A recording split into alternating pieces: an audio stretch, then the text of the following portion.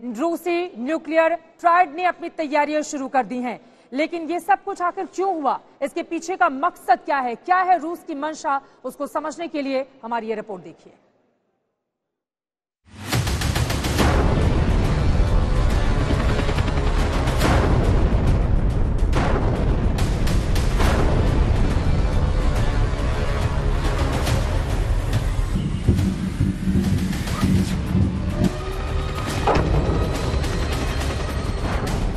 शहर शहर बमबारी के बीच रूस और यूक्रेन बातचीत की टेबल तक तो आए हैं, लेकिन इस पहल से भी युद्ध का जारी संकट टला नहीं है। और इस संकट की सबसे बड़ी वजह है रूसी राष्ट्रपति पुतिन का वो बयान, जो दुनिया को तीसरे विश्व युद्ध की ओर ले जाने के संकेत दे रहा है।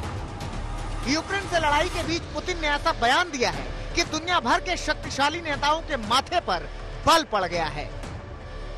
दुनिया भर के सुपर पावर रूसी राष्ट्रपति के अगले रुख को लेकर चिंतित हैं। हर देश को यह डर सता रहा है कि अगर यूक्रेन के बहाने रूस को घेरने की कोशिश की गई तो क्या रूसी राष्ट्रपति पुतिन परमाणु बम के इस्तेमाल का आदेश दे सकते हैं। क्योंकि रविवार को दिए गए अपने बयान में पुतिन ने कहा है कि नाटो देशों के टॉप अफसर हमारे देश के खिलाफ आक्रामक बयानबाजी कर रहे हैं। ऐसी सूरत में मुझे रक्षा मंत्री और चीफ ऑफ जनरल स्टाफ को न्यूक्लियर डेटरेंट फोर्स को हाई कॉम्बैट अलर्ट पर रखने का ऑर्डर देना पड़ा है। यानी पुतिन ने साफ संकेत दे दिए हैं कि युद्ध आगे बढ़ा तो बात और बिगड़ सकती है। यूक्रेन में छिड़ी लड़ाई परमाणु युद्ध तक पहुंच सकती है। यही वजह है कि दुनिया भर के देश रूस पर कड़ी कार्रवाई की बात कर रहे हैं, बेकाबू हो रहे रूस पर ब्रेक लगाने की मांग कर रहे हैं। First time in decades, it has called for an emergency special session in the General Assembly. The council members who supported this resolution recognize that this is no ordinary moment. We need to take extraordinary actions to meet this threat to our international system and do everything we can to help Ukraine and its people. But Russia cannot stop the world from coming together to condemn its invasion of Ukraine.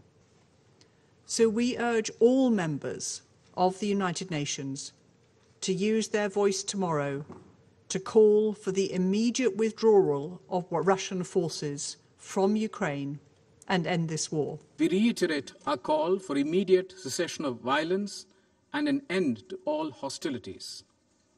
There is no other choice but to return back to the path of diplomacy and dialogue. Our Prime Minister has advocated this strongly in his recent conversations with the leadership of the Russian Federation and Ukraine. In this regard, we welcome today's announcement by both sides to hold talks at the Belarus border. अब ये भी समझते हैं कि आखिर Putin ने परमाणु plan की ओर इशारा क्यों किया और क्या वाकई वो परमाणु हमले की तैयारी में है। दरअसल यूक्रेन पर हमले के बाद अमेरिका और यूरोप के कई देशों ने रूस के खिलाफ प्रतिबंधों का मोर्चा खोल दिया है। रूस पर सख्त प्रतिबंधों का ऐसा हमला हुआ है जो सीधे तौर पर किसी की जान नहीं लेता, लेकिन शक्तिशाली से शक्तिशाली मुल्क को कमजोर कर देता है। अमेरिका और यूरोपीय देशों ने रूसी सेंट्रल बैंक पर जो बैन लगाए हैं उसका असर फिलहाल दिखने लगा है। डॉलर के मुकाबले रूसी मुद्रा रूबल में 40% तक की गिरावट आई है। जानकारों के मुताबिक अगर जंग कुछ दिन और खिंच गई तो रूस आर्थिक संकट में फंस सकता है। यूक्रेन इसी आधार पर रूस के आम लोगों से अपील कर रहा है कि उनके देश को ही नुकसान पहुंचाने वाले मिशन से रूसी सेना को पीछे हटाया जाए। रूसी जनता की ओर से राष्ट्रपति पुतिन पर दबाव बनाया जाए। Развернулась настоящая народная война. Каждый берет в руки оружие и защищает свою страну. Путин втянул вас в войну, а расплачиваетесь за нее вы. Весь мир объединился, чтобы поддержать Украину, чтобы остановить Путина. Против России применены беспрецедентные в истории санкции. Страдаете вы. У Путина деньги не закончатся, у него все будет хорошо. А курс रुबला в обменнике улетел в пропасть.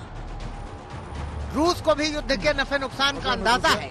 यही वजह है कि वो एक और जंग वाली ललकार कर रहा है और दूसरी ओर बातचीत का माहौल तैयार कर रहा है।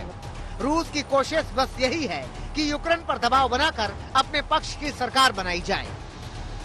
जो रशिया है उसके सामने ये रणनीति है कि किस प्रकार से यूक्रेन पर कब्जा किया जाए और वहां पर अपना सरकार स्थापित किया जाए। अपना सरकार से मतलब है कि वो रशिया समर्थक राष्ट्रपति चाहते हैं और उनको पता है कि जो वहाँ की पॉपुलेशन है वो अगर रशिया के फेवर में नहीं होगी तो बड़ा मुश्किल हो जाएगा उनको वहाँ पर कंटिन्यू करना। तो वो जो कोलैटरल डैमेज है उसको कम करने के प्रयास में अपनी बहुत ही नपीतुली रणनीति का पालना कर रहे हैं। लेकिन यूक्रेन को कठपुतली समझने वाली रणनीति अब रूस के लिए इतनी आसान नहीं रह गई है। दुनिया के कई देश यूक्रेन की मदद को आगे आ रहे हैं। एक दो नहीं बल्कि दुनिया के 28 देशों ने यूक्रेन को मदद करने का वादा किया है। यूक्रेन पर हमले के बाद से ही रूस के तेवर सख्त हैं और वो हर चेतावनी दरकिनार कर रहा है और रूस का यही रवैया यूक्रेन से युद्ध के बीच दुनिया पर खतरे को और बढ़ा रहा है। राजेश पवार के साथ गौरव सावंत, कीव, यूक्रेन, आज तक।